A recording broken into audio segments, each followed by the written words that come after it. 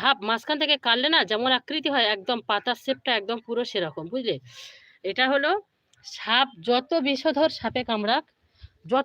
সাপে কামড়াক ওই গাছের পাতা 2 থেকে 3টে খেলে বিষটা নষ্ট হয়ে যায়।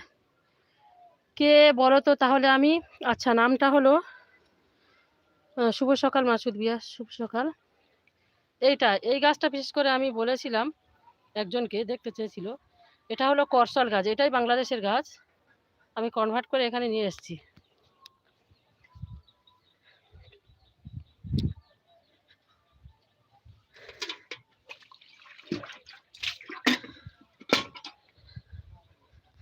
ওই করসল গাছটা ক্যান্সারের, ওই করসল গাছের পাতা রোজ 2টো করে খেলে যাদের ব্লাড ক্যান্সার হয়তো চিকিৎসা নেই, কমে যায়, বুঝলে?